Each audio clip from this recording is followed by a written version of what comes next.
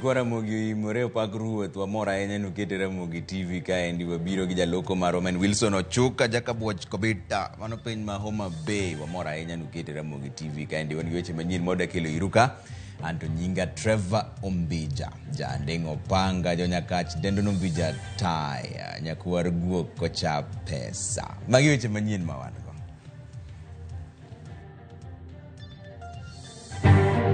We are working very hard so that even before Christmas, we make sure that we make some few steps. By the way, I can tell you, we are even having trouble with salaries. Jatend migao mar omenda Njuguna Ndung'u okoni uchumi obedo alenga kendo jo Kenya orido kanda ni mar kata chudo mar osach jotije sirikal kidek bedo matek.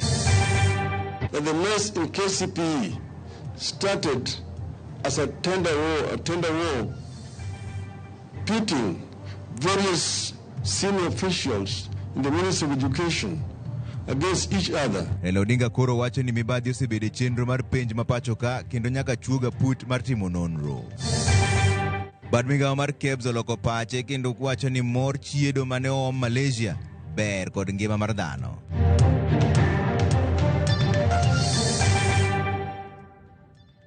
Erukamana ahinya chaka ni weche manyien mabiro irukani ogaye mar ODM Raila Odinga wacho ni chochni e duoko mar penj mar jo klas 8 KCPE ne ochakore gi weche mag mibadhi e chenro mar chiwo rak mar goyo chapa keretese mag penj go eko.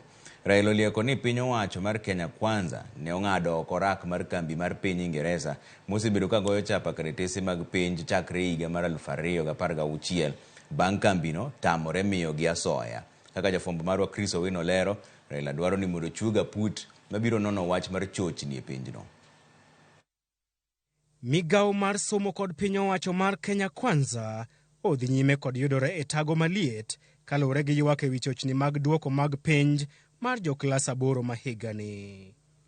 Migao mar somo oyudore e lwala mopoto bang' ogai mar Azimio Raila Odinga golo duonde kendo lieko ni chochni ewi duoko mag penj mar jo klas 8 ne okel kod mibadhi ewi chiwo orak mar goyo chapa kalatese mag penj. We can today disclose that the mess in KCPE started as a tender war pitting various senior officials in the Ministry of Education against each other before eventually being taken over by an official much higher up in government. Kalure gi Raila, piny owacho mar Kenya Kwanza ne ong'ado oko rak mar goyo chapa penj mosebedo ka itimo kod kambi mar piny Ingereza chakre higa mar 2016 kendo chiwo orak makamano ne kambi moro mapacho kae mayudore e wang' apaya ma Mombasa Road bang' kambi mar piny Ingereza tamore chiwo asoya.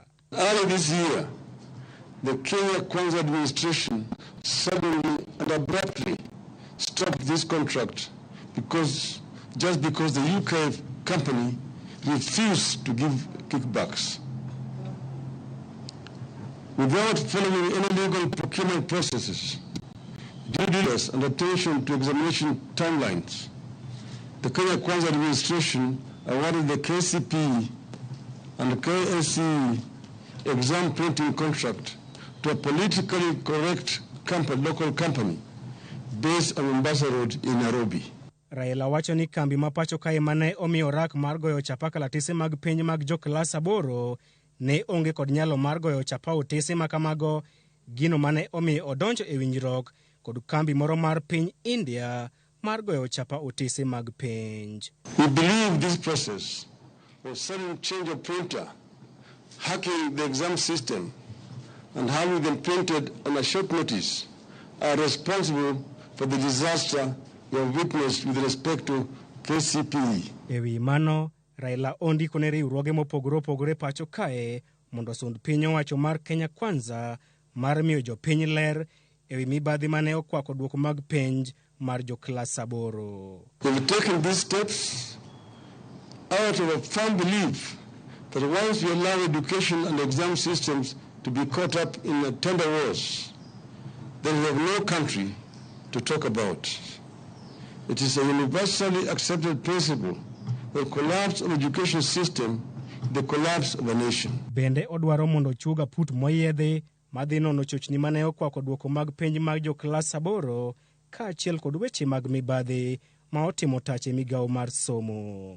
Piny Kenya osebedo kod nyadhi e weche mag somo, kata kamano Raila wacho ni nyadhi ma kamano nyalo rumo kaluwore kod weche mag mibadhi e wi duoko mag penj. Geno mar jopiny en ni chochni ma kamano ok dhi yudo tiende nyaka e duoko mar penj mar joklas 12 ma higani. E kindeni ma ong'weng'o pod okwako duoko mag penj mar joklas 8 ma higani, ogai mar Azimio Raila Odinga wacho ni nitiere weche mag mibadhi e orak mar goyo chapa kalatese mar penj mar joklas 8.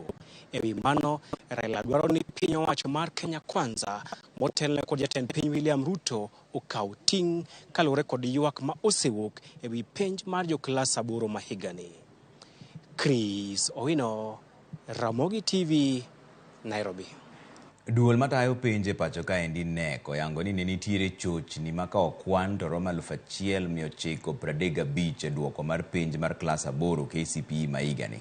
NEC ne olose kar kano penje boma kae ma Nairobi, kama komiti mar od bura marango chenro mag somo ne ochopie kawuono. Judith Omondi miyo ler. Bang'ure wi duoko mar penj mar KCPE mane oneno e pachoka, e apise mag nono penj mag KCPE kod KIPSEA, komiti mar od bura ne ochopo mar rango kaka chenro go ne otim. Ka wayudo masinde 20 mag nono penj ma itayo kod rowere mag NYS, gikoni e dakika achiel kende, masinde gi ni kod nyalo mar nono tese 256.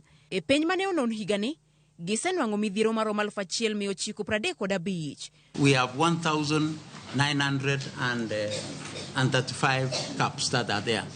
That is part of the margin that we are dealing with. And we continuously deal with those particular caps. Because some of them, as you see, some of them are the missing when the machine is reading. Kopogore gi rochni mane oyudi, beli okoni moko kuom jopuonjre mane ong'ur ni maksi mane giyudo ne tin, ne ofweny ni somo mar ndiko mar insha ne ok oketi gino mane giseloso. The insha marks of this kid was not captured. And therefore, when it goes to standardization, it has a better weighting. And that is why when weighting and the formula was applied, it was able to take that kid from 358 to 49. Ka skunde moko mane olando e mbui ni jopuonjre gi oyudo maksi machalre moko kuom somo, to ne wacho miriambo kendo gin moko kuom lipode ma gichano pedho e nyim jopiny mondo yang adiera. I know you mentioned about Maraba, even the one of Isiolo, where they indicated every kid got 75. We checked. There were kids with 70 marks, there were kids with 73 marks, there were kids with 76 marks. But it was convenient for those who, and we can provide this, it was convenient for people to manipulate the data. Skunde moko bende olieko ni temo manyo jopuonjre kod duoko mag penjgi ma ogik ma otimie pachoka. Mainly schools who are attracting students to their schools is that you would want to exceed that tier as the last one at the highest point possible. And maybe you've already engaged. I'm being speculative, but it may be explaining this being the last examination. People previously knew that they still have another chance to give themselves an opportunity. This was the last one.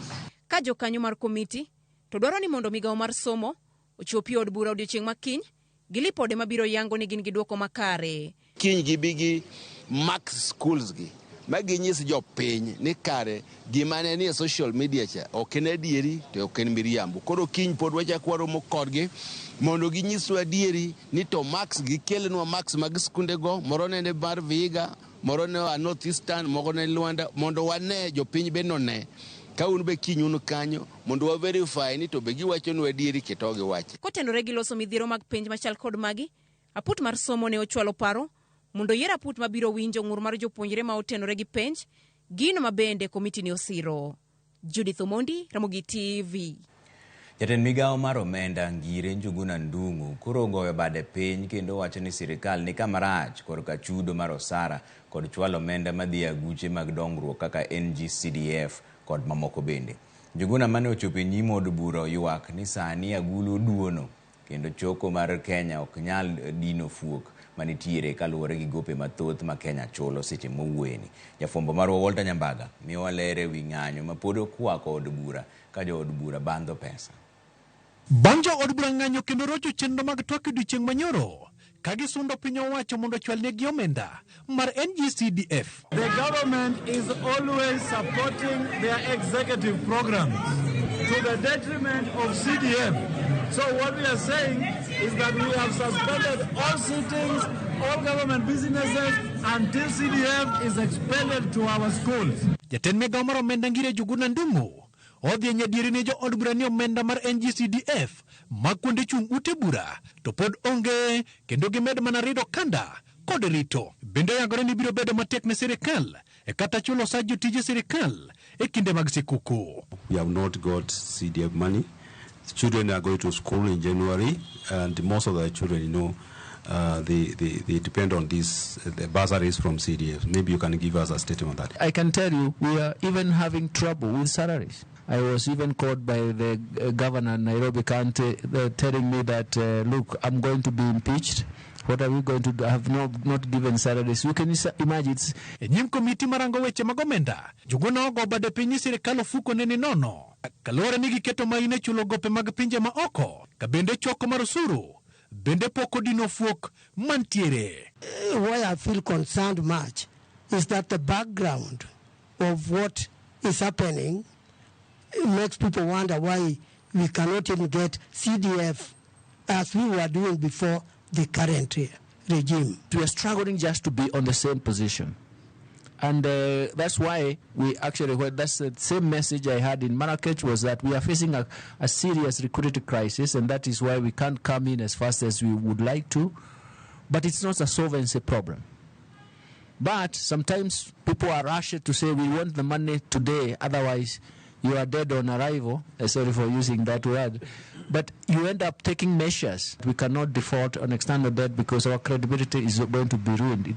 Magiti sama od bura mar Senate bende ong'anya yore twak mane ochan e kind senators kod jatend migawo mar pur kod pith Mithika Linturi. Why I say I'm disappointed is because when I got the invitation to appear, I prepared myself adequately to respond to the issues that were raised. But I have been here from 9:30 because 9:30 was the appointed time, and the senators have not been able to raise quorum. Senators, dwarne mondo chwalnegi pesa mar rango kaka itayo tije mag counties. We needed 15 people minimum to raise the quorum. But the problem, I think even the senators are not happy with the financial issues they had. You know, we have got oversight money that has not been disbursed. Senators kod jo od bura penjore kama omenda mag osuru michoko itero ka chutho to serikal omedo choko mag osuru pachoka.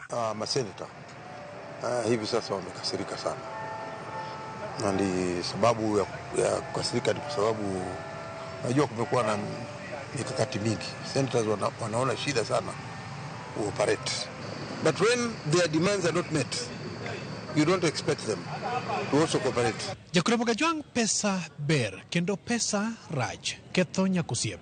Jo od bura opogore paro kod bad migawo mar omenda kama Profesa Juguna Ndung'u okone lwetgi ne nono gi sechegi kendo omenda minyal chwal ne kuonde chung' ute buche bedo manok. Jopiny openjore to koro gidwa seyo jo od bura koso gibiro seyo piny owacho. Walter Nyambaga, Ramogi TV. Lere mar od bura, Nairobi. Bad migawo marango rang'iny molos godo mwandu e pacho kaendi men KEBS koro loko pache ewi modhi mag tedo mane okele thuru ka kowuok e pinje maoko kendo mosebedo ka iwacho ni ok ber gi ngima dhano.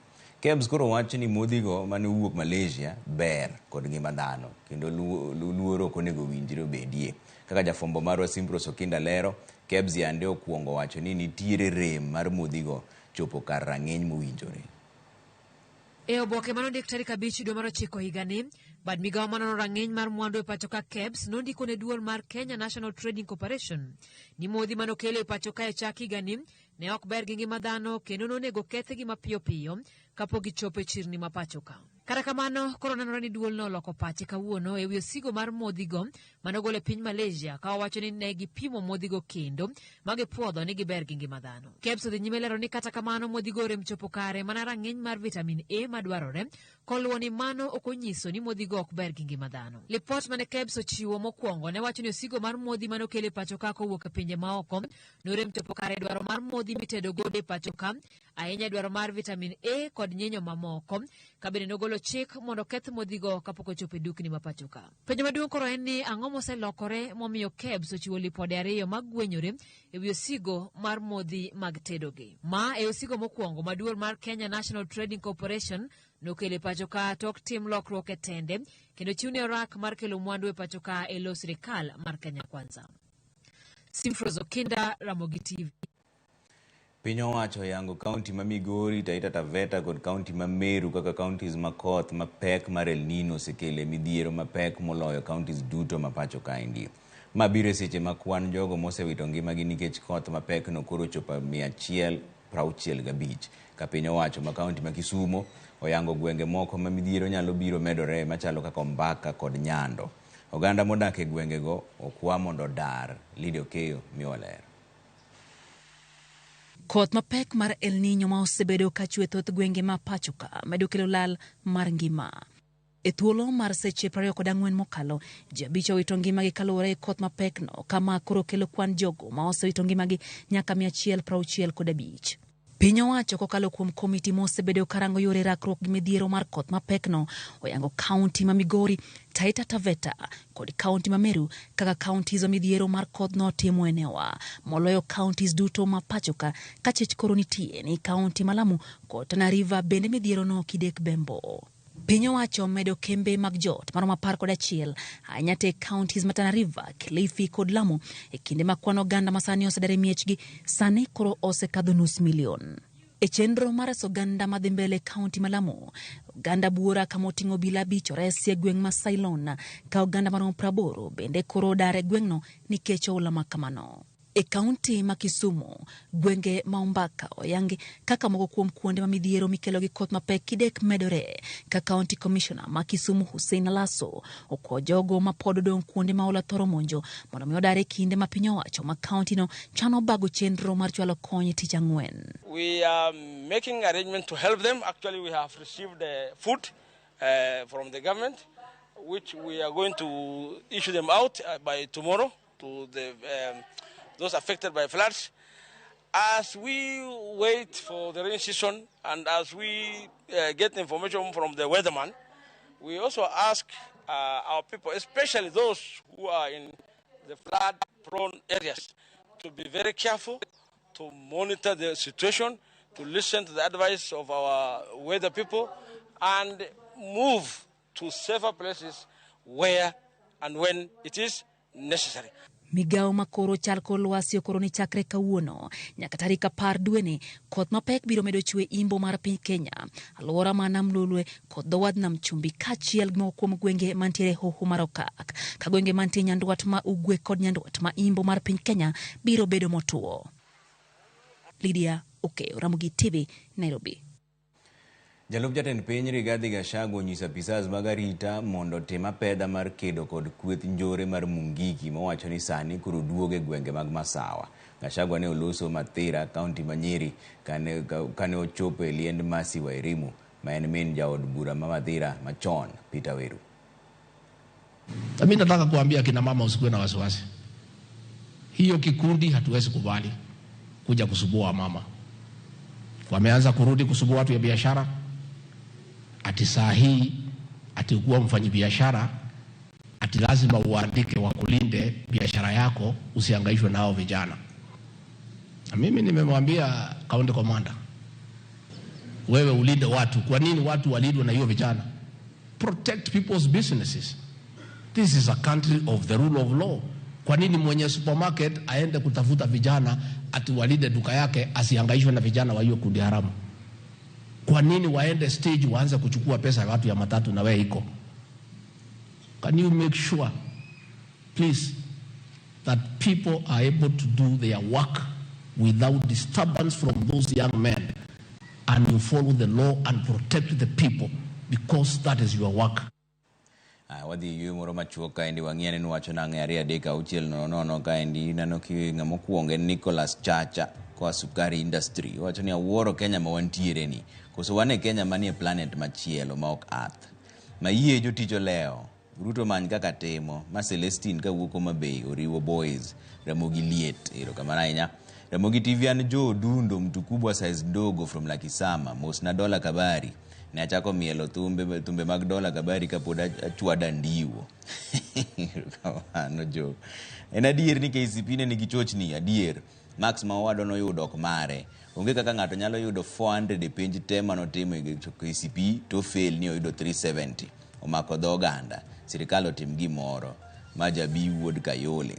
Nero kamana ahinya. Ramogi TV aneno Ramogi TV live piny owacho Kanyamkago kae ma Otis Tinga oganyo. Ramogi TV ma Pastor Omondi Otiche mar gemo nyenyore. Cheni mos na jaoda maero Sara Tieno mano Nyaseme gi Archbishop Odhiambo Gura gi Samuel Atongo gi Olo Yanda. Bas wadhi yumoro machuok kod on giche manyien mobro kelo irika kidhi mabor ahinya.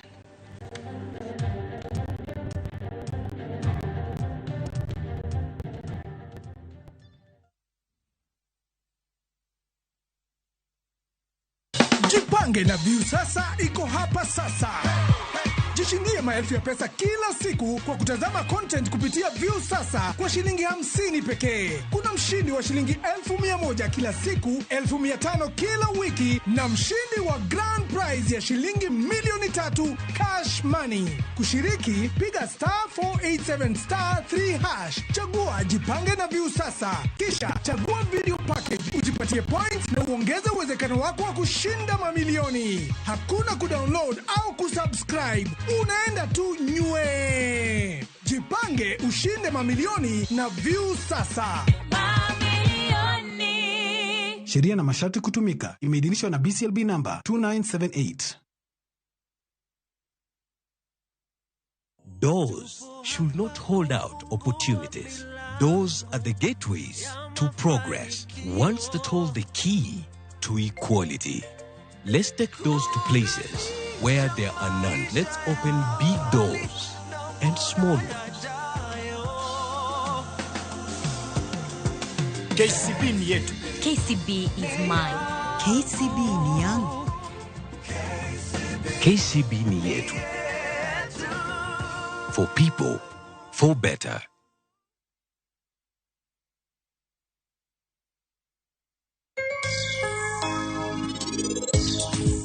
Kapok ichako pur mar kahawa to nyaka ing'ini to be an gi puodho madhi pure kahawa to nyaka itim gimiluongo ni soil sampling. Wan gi kothe mopogore mag kahawa. E nursery waka wan gi K7, wan gi Ruiru 11, wan gi Batian, wan gi SL28. Mago kahawa te mwapidho ka koro watimo gimiluongo ni sorting. Ti kahawa mok dhi e machine kacha mondo ready. Tiende ni kahawa manache puodho ni rateng mapoko chiek maber, kahawa man gi tuo, kahawa ma moselokore rateng kamano ma green, mago waketo kamoro achiel.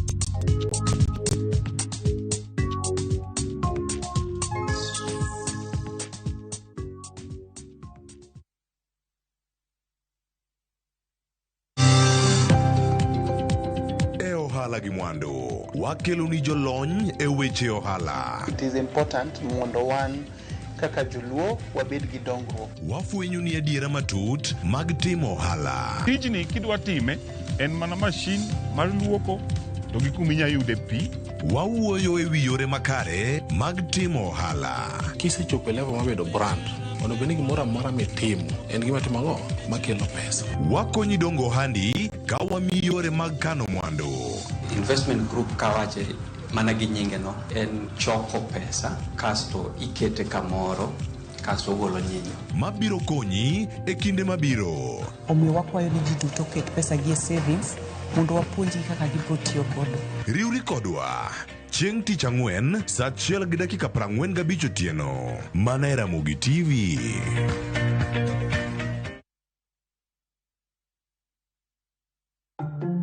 Donge wiyoni nen maralum? Ma ok en rangi maralum. Kara nyalo bedo ni walal yawa. Mike, kama wantie ni onge tado ma wiye ralum yawa. Mos jilalga nikech wi odni tinde lokre. Mike, udi ni ber manade ni wan. Erokamano, pod en wi tado mar Cover Max machon cha. Nyiewo mabati mar Cover Max ok en witado, rangi mar dak ndalo bura ka ok olokore kendo en kod warranty. Kisekri mar gedo, abiro teri kuom dila mar MRM. Ka isetiyo kod mabati mar Cover Max, to weche mag gedo iloro chuth. Cover Max en quality product mawuok mabati Rolling Mills.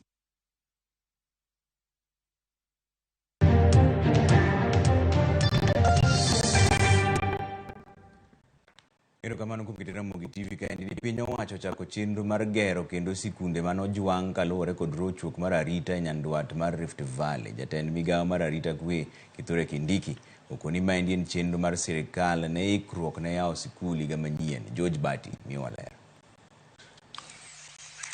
Kaka yor ikruok ne higa manyien, jatend migawo mar arita Kithure Kindiki chakruok bero sikunde manodong' gunda bang' jopuonjre ringo kaluwore kod rochruok arita nyandwat mar Hoho mar Okak koting'o sikund primar ma Chesegon, sikund primar kod sekondar ma Cheptulel e kind sikunde mamoko mayudore e kaunti ma West Pokot. Kindiki okoni giloso kod duol mandiko jopuonje tich TSC mondo med kwan jopuonj e sikundego. For West Pokot, the 5 schools in this Sigor area and the 2 schools in the border between West Pokot sub-county and Turkana South sub-county, it has been decided they will be rehabilitated and security will be beefed up so that they can reopen in January, be engaging with the Teachers Service Commission so that the teachers can be posted during this holiday. Kindiki oyango ni sikundego ahinya mayudore e tong' mag counties ma nyandwat mar Hoho mar Okak konyo e nyayo kwe e kind ogendini makono. 50% of those students were from West Pokot County, but another 50% was from the neighboring Elgeyo Marakwet County. So it's a strategic school in terms of peace building and sustainable inter-community engagement, even as we look for durable solutions for the menace of the terror of banditry that has affected our people here. Koyango ni bunde maromo 49 oseduok ne sirikal, jatend migawo mar arita ogolo siem ne joma pod ni kod bunde ataro mar chik mondo mi oduok e lwet piny owacho kapok sirikal ochako pedha mar wuodho bundego e lwet jopiny. We have received 49 firearms which have been voluntarily surrendered since this operation began from West Pokot. We will have to recover all the illegal firearms that are in the hands of people who should not be carrying firearms. Kaka yor medo jiwo arita, Kindiki okone gidhi tiego bila ma kicha 205 mondo konyo bila kod jolweny keto arita nyandwat mar Hoho mar Okak. Training and deployment of 205 National Police Reservists that had been recommended to support the work of the National Police Service and the Kenya Defence Forces in the Operation Maliza Uhalifu. I have directed that in the deployment of the NPRs, priority be given to schools which are facing insecurity, including this school. Ogolo bende siem mager ne joma rwako siasa mag dhoudi weche mag arita kendo thiro kenge ma apisa mag arita oketo ni onge ng'ata ng'ata masiro kweth maundu ma ibiro dewo wang'e. I would like to continue urging all stakeholders in this space to make sure that they don't meddle with the security matters, and we are not going to condone any meddling of security matters by anybody. Kakoro dong' mana dwe achiel to sikunde yawo, piny owacho oyango mahino magiketo e jiwo arita e gwenge mag Hoho mar Okak kendo neno ni jopuonjre odhi nyime kod somo maonge kod ng'ikruok koyawo sikunde. George Bati, Ramogi TV. Gavana ma kaunti ma Homa Bay Gladys Wanga yango ni okang' mar counties bede kanyakla mar jiwo chenro mar kedo gi midhiero mag lokruok mar lwasi en yo makende mar neno ni gwenge ok odong' chien e lwenyno. Wanga ne olose e boma ma Dubai kuma oyuore romo mar okelo pinje kanyakla mar twak e wi midhiero mar lokruok mar lwasi. Ochiwo ranyisi mar kaunti ma Homa Bay ma wacho ni opara manyime e yudo sir mar reso alwora kod lwasi bende.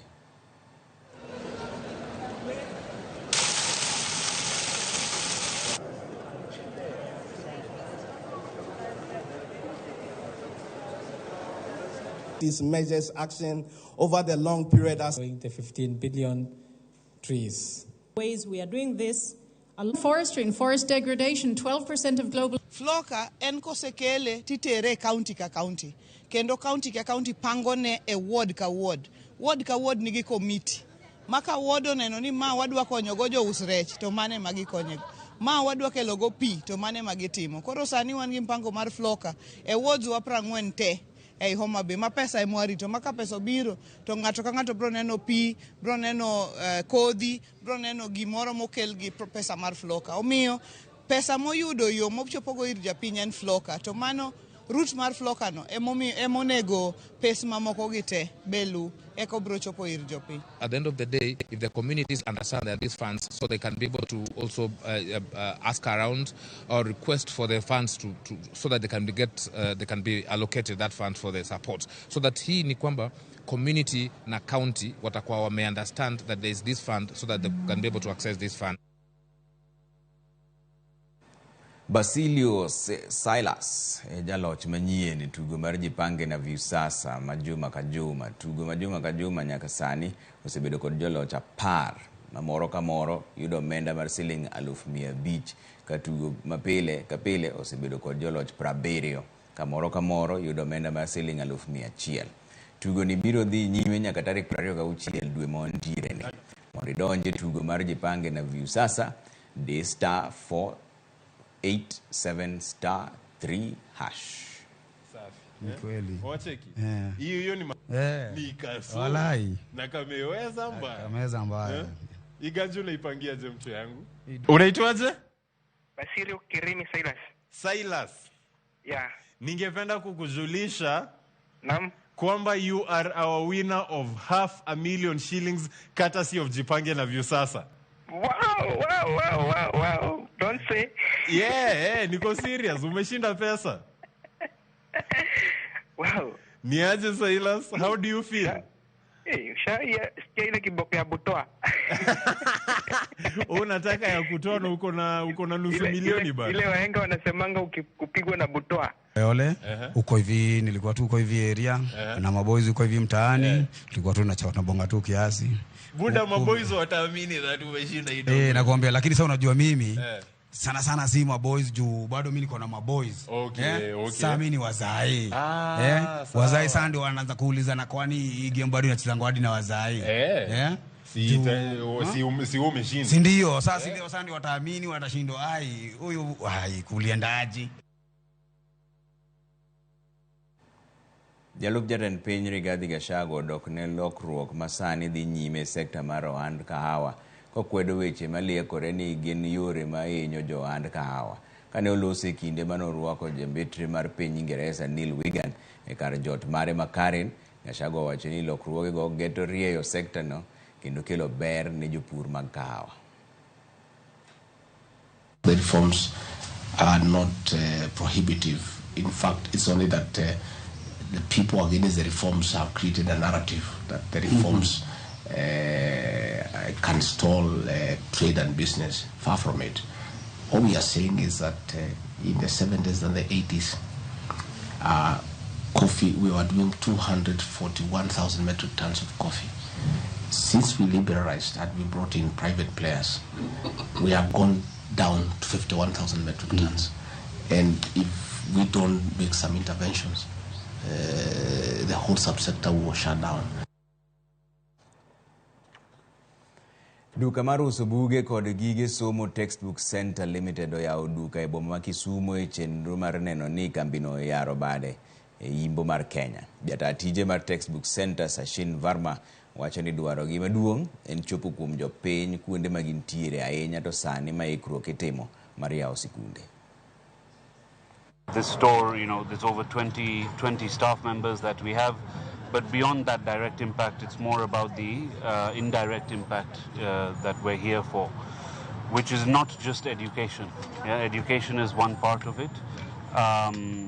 Working together with our partners who are schools, our bookshop wholesalers who are also our partners, but also doing activities with the school children.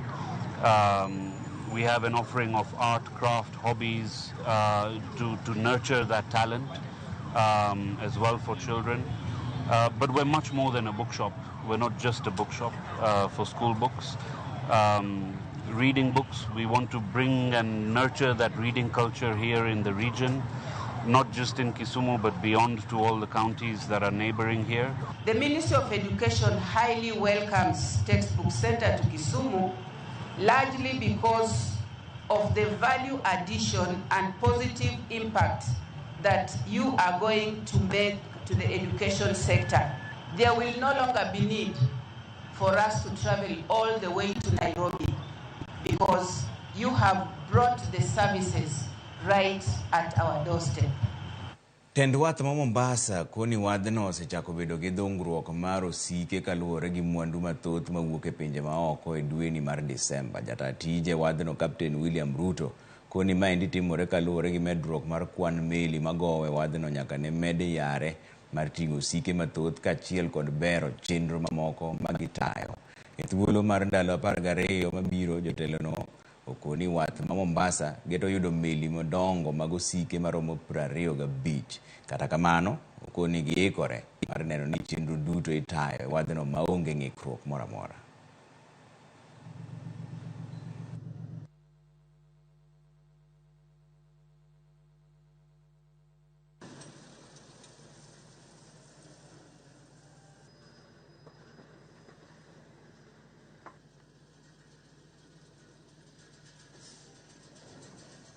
The ship is carrying more than 2,000 containers.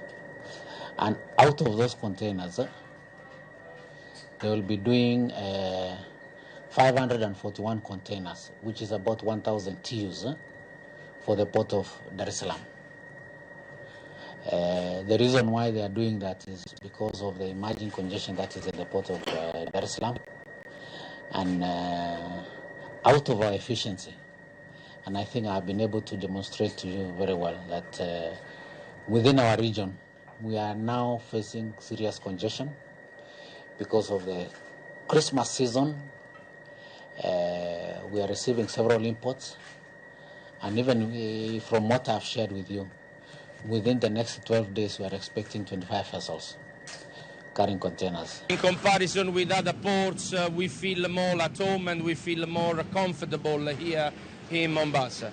Unfortunately, we are not enjoying some performances in other ports, and this is a problem for all the East Africa service, because at the end, on several ports in one schedule, even if only one port is destroying the performances and the schedule, at the end is affecting the full schedule.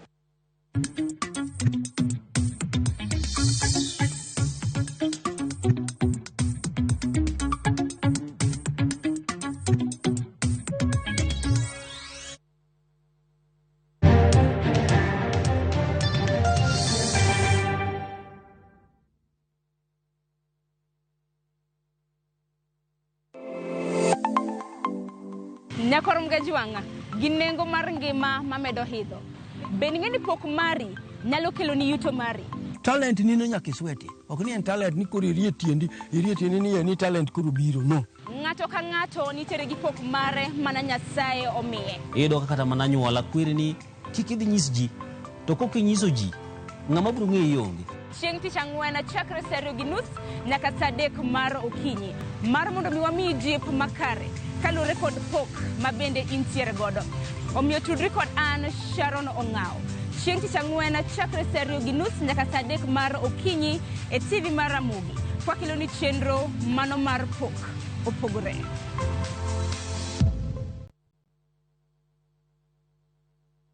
Next on Shambala Wanyama. Hamjapanda ndege kwa sababu hamkunyoli water. You live a sad, pathetic life. Between food and tithe, which is more essential. Hana, what your husband did is illegal. The bishops are ganging up against you. Sisi sio kama serikali. Mungu aongezangi ushuru. Shambala Wanyama.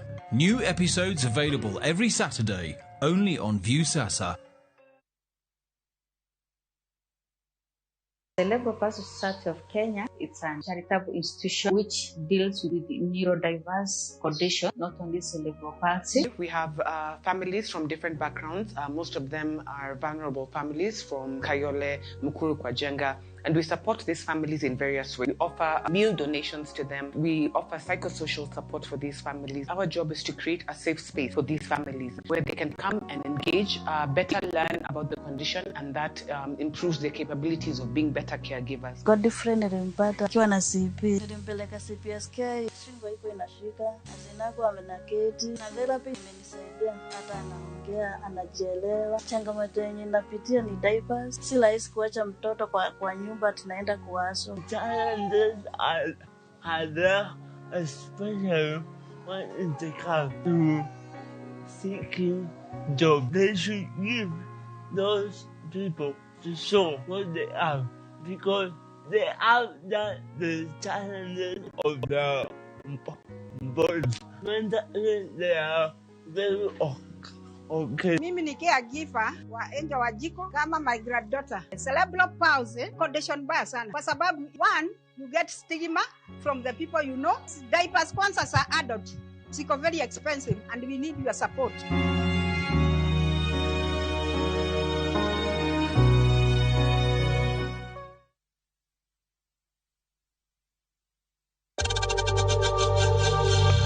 We know times are tough, so save money by buying airtime from M-Pesa to any network with zero transaction fees. Dial *487*2# and get your airtime PAP with zero transaction costs. Riekni mag goyo witado kokelni kod Mabati Rolling Mills. Ka yiero kit witado midwaro ne dalani, penj mondo mi waranti ma ondiki. Odak na lubura kapok oloko rangi kendo en kod waranti. Seche mibiro ikori ne gedo, abotiri kum dila mar MRM.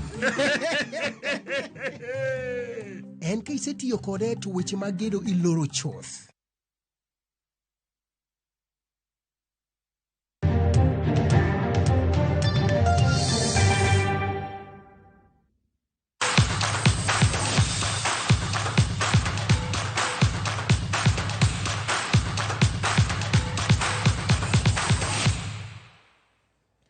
Machiegni weche mag tuke nyinga Milton Jaka Black. Tim mag nyiri gi Marsabit ogole tuke mag Talanta Hela bang' wito tuke gi makawuono. Kisumu noluoko nyiri gonde 3-0 ka gol mokwongo nolo gi jatugo Vivian Akinyi e dakika mar 11 kendo medo mar 2 e dakika mar 38. Purity Gishoi nolore kende owuon momiyo Kisumu gol mar 3 ka koro Kisumu gi Nairobi odonjo e robo final. Kipindi cha kwanza labda kimekuwa namna gani? Anapiga mpira vizuri sana kule, anaingia sasa Vivian. Hajapokuwa chenga tena huko, Akinyi Vivian. Akinyi Vivian anarokoa pasi nzuri kwa Kesaba mgongoni, Swama Songo. Kwa Akinyi Vivian tena analeza kitu juu. Lakini ameotea hapa referee nzuri sana. Masongo. Wanakuja kucheza shughuli hizo na Babatinda hapa anatisha kozi nzuri, nafasi ipo, anapiga kule na sita. So tumefika hapa tuliwin ndio moja. So game ya leo kama kitu ni kizuri. So Kisumu walikuwa wamejitayarisha na wametushinda kila kitu. Ndio ukweli. Football at the end na tuleta pamoja na tunatengeneza urafiki. Wamekuwa very tactical, wamedominate game for minutes. So the group that we shall meet the team from is not an easy group. Group A comprised of teams that are experienced in this football game, and so we have to scale up our game so that we can be able to match their standards. But E tuke mag taekwondo eni maromo pinje 7 biro piem e laro simbo mar International Federation of East African Championship mabiro timore Nyayo Gymnasia Nairobi kochakore kiny. Kenya kaka weg pacho biro bedo kageto yudo loch bang' tieko thuolo mar 2 e tielo mokalo mar tugono mano timore Uganda. Kaluwore gi President mar International Taekwondo Federation John Mwangi, giseiko jotugo 127 mabiro chung' ne Kenya piem makamano madhi kawo ndalo 2 ni mar rowere moko maraga osemed lemo kendo koro dhi piem gi jomadongo.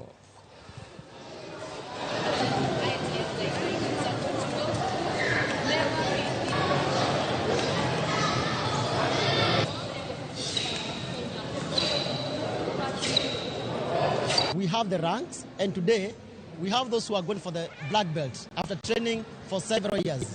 We like also to ask our CS, Honorable Babuna Mwamba, to register the ITF sports because it's the only martial art which has the kid development program. But this being an East African Championship, I know there's a lot more development in sort of Uganda and Tanzania. But as I told you, I'm a born Kenyan. I'm fortunate enough, and hence my passion to see Kenya grow. They've got wonderful competitors here. Jaloch e tuke mag handball e pinje mag Afrika ma ugwe gi madiere Nairobi Water nokedo matek modhi 37 gi 37 gi Nkanja ma Uganda ka koro gichopo e nus final e tukego madhi nyime. E tugo nero manogo e alap manyayo Gladys Chilo nolo point 10 mokonyo tim ma pacho bedo mbele korka jok machuo. KDF nolo gi chumbi ma Rwanda 37 kuom 32 ka GSU nodo kolo Evergreen ma Uganda 36 kuom 21 e tukego madhi nyaka Jumamos mabiro ni.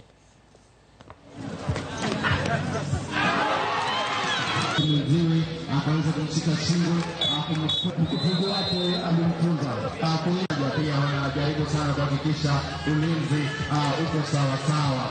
Kwa hiyo kila mtu anajituma kabisa. Pia dakika 10 za mwisho ndio utapata kuwa makosa. Kwa hivyo kila mtu atatia bidii ili aweze kupata ushindi na wakati wote